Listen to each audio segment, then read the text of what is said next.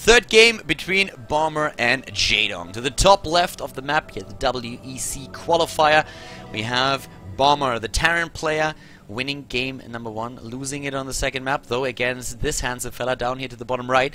It is JaeDong, who with a circling run by crushed Bomber's natural, and I think the more important story was that he was able to defend flawlessly, basically, against the aggression that we saw coming in from Bomber. Having that Spinecrawler there and the Queens just with the clutch energy at the end to transfuse that Spinecrawler several times before it went down saved JaeDong's base. Bomber didn't get through there, didn't really get that area that he wanted, couldn't do the damage, lost everything at the natural, and then typed out immediately. Didn't even try, knew that he just simply lost too much there.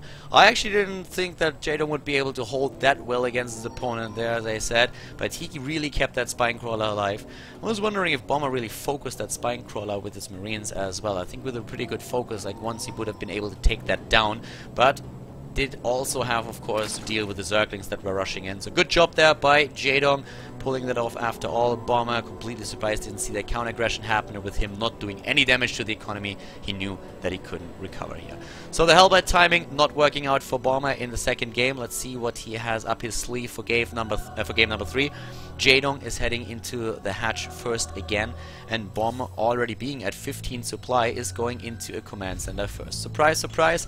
Not really something that we don't see often on a map like Nimbus. It's kind of the go-to build for a lot of Terran players there, trying to make that.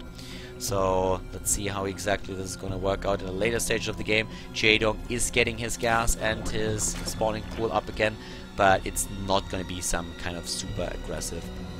I mentioned that for a simple reason. Like, if you're a veteran in StarCraft 2 game observing, then you also know that we had a lot of players in the past just trying to go for a super early pool, for example, if they really want to roll the dice and expect an opponent to start with the command center first. This is a big map and it's a 4-player map, but you can still try and pull that off if you know that your opponent always goes into a command center first, which you usually don't. The problem here, of course, is that the double building already walls off this ramp, but we've seen maps in the past where you had players going into a very early pool in the one-base play because they knew that their opponent was kind of bound to go into a command center first, and if those Zerglings get in at the beginning, you're pretty much screwed.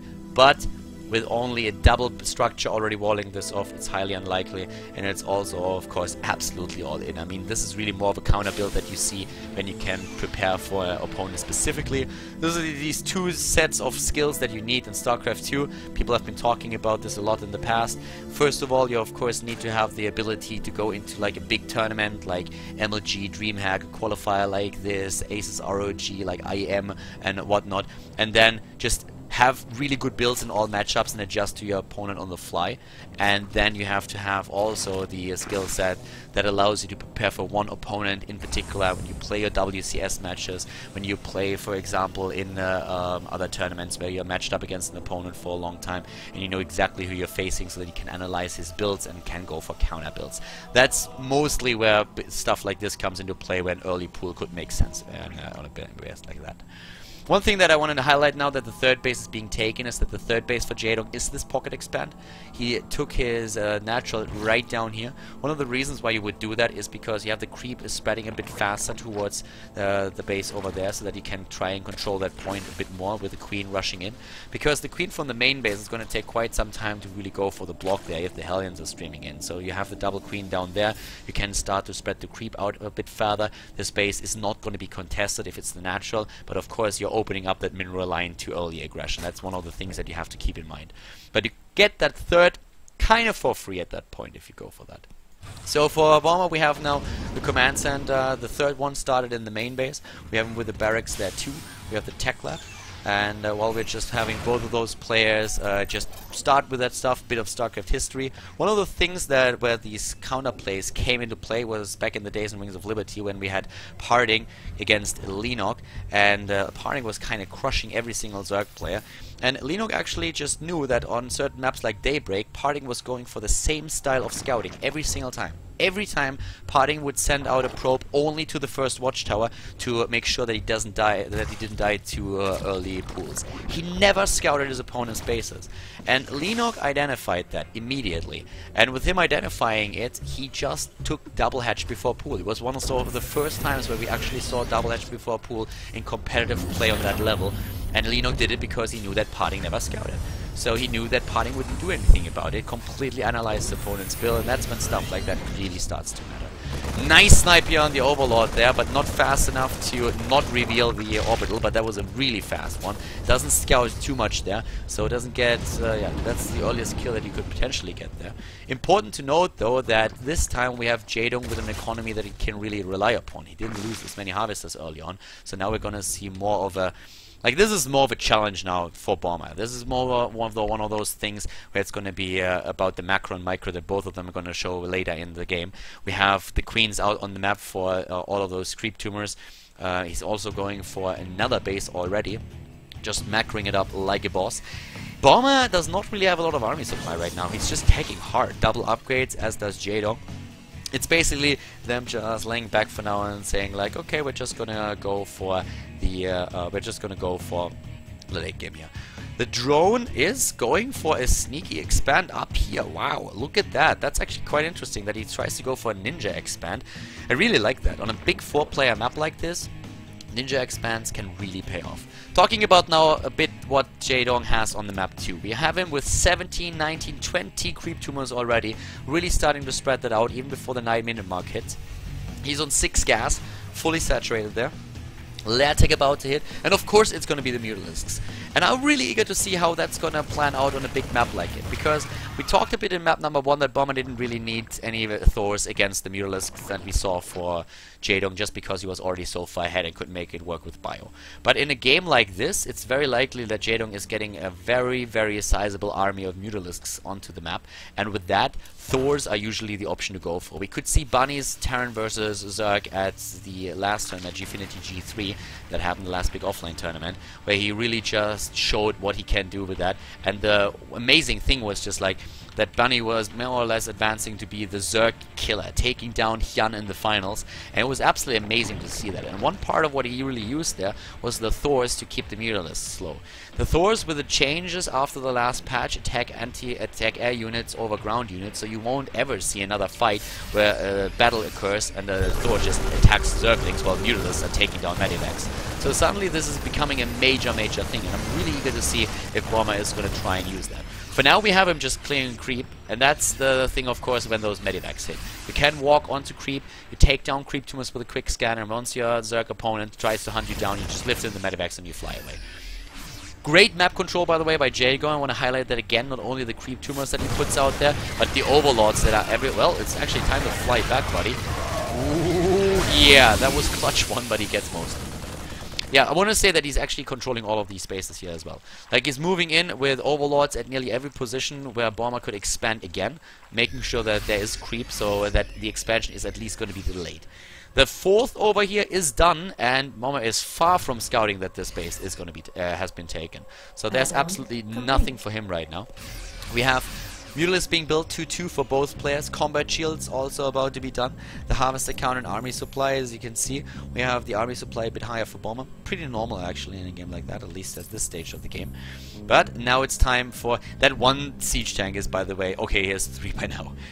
He's moving out already, and that's a pretty interesting push timing that he has there. Widowmines at the front, setting up his position. Siege tanks as well. Bomber is one of the players that really sticks it out with the tanks in the matchup too. It was the go-to composition in Wings of Liberty, and ever since, Bomber's still one of the few Terran players that is relying on siege tanks heavily in the matchup. But of course, Widowmines, especially now with the new patch changes, they are a must-have. And here comes the Zerg player, trying to dodge those shots with the Widowmines. Few kills on those, 8 and 2, getting a fair amount of hits off.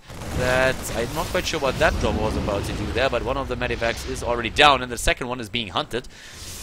Yeah, Afterburners just barely taking down the Marines now, but not even losing Mutalisks. So that's a good move in the end by JaeDong, taking down those. 2-2 about to be completed. Same true for JaeDong as well. As you can see here on the upgrade tab, those are going to hit in just a few seconds for both players. There they are. And the armor upgrade for JaeDong should be done also in a few seconds, but there. That's a massive army supply lead that we have for Bomber right now. Doesn't get any Thors. Infestation Pit though started, and we've been talking about the 3-3 and the attack into Hive, and there it is again. Whoa! Bomber apparently. Oh my god, he's drunk at the wheel. He's losing so many of his Marines to the early banelings that were moving in there. The Mutalists apparently don't even care about that fight. They're aiming straight for the base over there. There's not really a lot to defend. If he moves out with an army, and he can go straight in for that, and he does. Did he scout the 4th? There was a scan a second ago. No, he still didn't see it. Bomber, what are you doing? In the final second, he's finally moving back with the Marines, but so many of the Marines already lost against the Banelings. Those Baneling connects that we saw there for JaeDong, they were great. And the Mutalists with a flyby here, going straight ham on that bunker, taking that down. And he can also go, yeah, he's going for the rest of the SCVs too. Can even snap another couple of supply depots if he really wants to. Bomber is completely relying on Widow Mines here. Not a single Thor is being built. 3-3 started for him. Hunting Medivacs, at least trying to. There's still an Overlord spreading creep over there at the 4th. And he's going straight for the base. He's sniping that one missile turret that we saw there. Losing the Overlord for JaeDong means also that he's being supply blocked. But resources lost. 6,000 against 4,000. Might sound bad, but with that 4th base behind it, JaeDong can certainly afford it. He's going into the Hive Tech, but we have a pretty sick army for Bomber once again moving cross map. And that's of course another question here. Can JaeDong really face a big army like this in a straight up fight? He has way too few army supply to really pull it off, especially if Bomber gets the siege up position with the Widow Mines and also the siege tanks. That's the big problem that he has. Those run-bys and those attempts by JaeDong to just pick small parts of the army off, they were great. But a big army fight, I'm not quite sure if he can win that with good splits of Bomber. And Bomber is starting to show these. Earlier, he didn't see those Banelings rolling in a few times, but now he seems to be more on top of his game. And if he times that well with a 3-3, JaeDong is going to be in trouble. JaeDong is on the way to Hive Tech, but he's far away from starting the last set of upgrades. And Bomber is already at 200 supply. Here come the Banelings. He doesn't have the numbers though. 11 Banelings, that's all that he has for now. Bomber has 70 Marines alone. There's one siege tank that's still alive. And he is currently getting those upgrades close to finish. Widow Mines everywhere. Could get another shot off with those. There are a few up at the top. Not really successful with that, but here we go. Now we're talking. 23 more Widow Mines on the way. And that's the spirit. He wants to go for that, but he is already losing quite a lot. Bomber still doesn't know about the 4th base, which is absolutely stunning to me. He must know that there is a 4th somewhere. Widow Mines again with the attempted snipe, but well done by Bomber, taking it out before it could hit. Sorry, by JaeDong. JaeDong taking out the Widow Mine here, of course. Once again, the Mutalists starting to move in. The 3-3 is done. The 3-3 for Bomber is completed. JaeDong started his own upgrades, but this is Bomber's time to shine, and he is going for it. He wants to at least. Taking those hits. Still enough Marines to contest that as long as he... another good hit with the Baneling just at the end. First one didn't really hit anything there. Here the Widow Mines, oh my god, those hits were great, but also damaging a lot of those Medivacs. And Bomber says, JaeDong says thank you and takes them out. But another hit against the Mutalists could be their demise. They need to be careful. But as you can see, suddenly we have JaeDong, the one in a supply lead. He killed so many of those Medivacs in the last fight. The Widow Mines doing a lot of damage against the ground forces of the Dong, but then also damaging all those Medivacs. And that was a big issue since they were down to the rat and JaeDong just swooped in those bouncing glaives. They took down Medivac after Medivac. In total, Bomber lost 4 in that fight. 8 Mutalists in the game have been killed. 134 Marines already. 238 Zerglings. And this 4th over here is still unscouted. Bomber is looking for that 4th. He's like, where is that 4th? He wants it. And he's finally finding it with a Marine that starts to run in here. But yeah, he's chased down by those Zerglings hard. And JaeDong playing this pretty well. Oh my god, the snipe! Oh god. He sees the double Medivac heading in, and that was a great move there. Those spider senses tingling once again for JaeDong, moving in with the Mutalist flock again against this position. He has currently 21. He's just aiming for the orbital. He's aiming for the orbital. He's taking down the harvesters now too. JaeDong occupying his opponent here, going at it at will, and Bomber really starts to struggle a bit. I mean, Bomber is starting to look at this and he doesn't really know how to approach that. I'm still baffled that he doesn't get Thors. I'm not gonna lie to you. I think Thor's right now, with what we are seeing in the last few matches against Ling Muta Baneling, are absolutely crucial in the matchup. I've been talking to Snoot a lot at Gfinity G3, and he said that in his opinion, Ling Muta Baneling is going to have a very tough time once Terran players really figure out how to properly incorporate Thors in their unit composition. And right now we see Bomber completely foregoing that unit. So he's relying on Marines. He's relying on the hit! Whoa! Oh my god, holy shit, what a Widow landmine drop that we saw there. And that was just pure art by JaeDong. Oh my god. Like, his new nickname should be Michelangelo. Like, this was amazing. What a hit against the Marines. That landmine did so much damage. Adrenaline Glance, +3 attack for the Flyers is on the way. What about the amount of Banelings that we have? It's still 20. Bomber apparently is like going straight for the natural right now. He just doesn't care any longer. He's going for it. He's trying to at least. But there's only a macro edge that he's currently going for. At the same time, the Mutalisks are streaming in again. JaeDong! The Dong! Oh god, Bomber lost the ground army. He's going for a 4th base now. JaeDong is building his 5th at the same time. Up here we have a Widowmine doing damage. 10 kills already.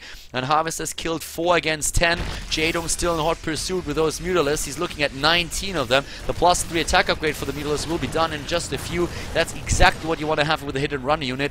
And he's going to hit and run hard. We have now, well, most of those mines actually, or of those bases already mined out. There's not a lot left for Bomber. He desperately needs that 4th. It would be well advised to get another one, I guess. That siege tank, he is a long way from home. I'm like, where are you going, buddy? I think that siege tank driver is absolutely drunk. But it may... That's a shitty day as a siege tank when you're being killed by drones. Oh my god.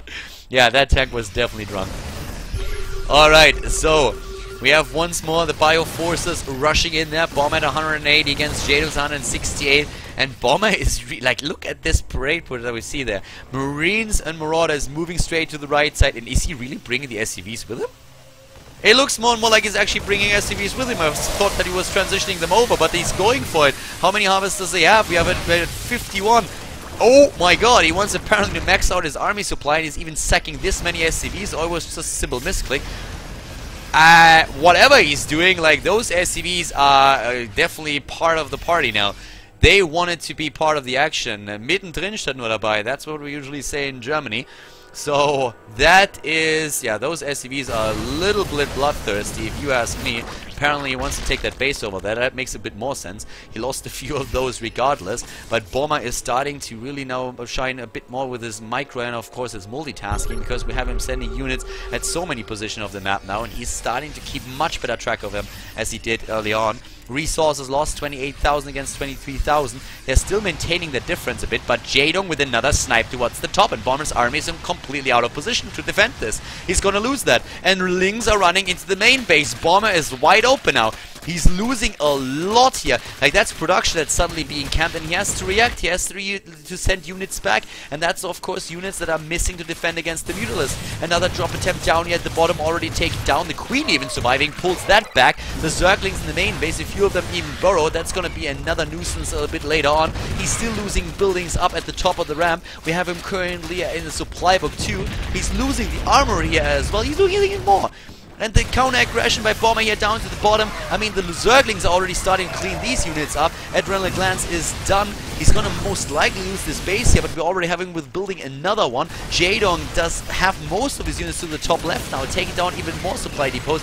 The problem for him really being that he just doesn't have the resource any longer. Minerals are a big problem for JaeDong. He has so much gas, but he doesn't have the minerals. And those Mutalisks, they are struggling against the Marines. He needs to hunt down the Marines. And oh, if he gets the Medivacs, that would be a big win too. Without the Medivacs, every stim is gonna hurt the Terran player. And we're talking about JaeDong not really having the mineral account anymore. But JaeDong at the same time, or sorry, Bomber at the same time is also in a position where he does not really have an income to write home about.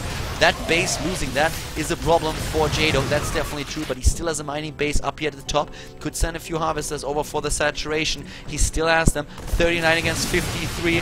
Mutalisks trying to pick off a unit, or a stray unit here and there, and he goes for the Marauders. Marauders have not learned yet how to shoot air, and most of them are already dead.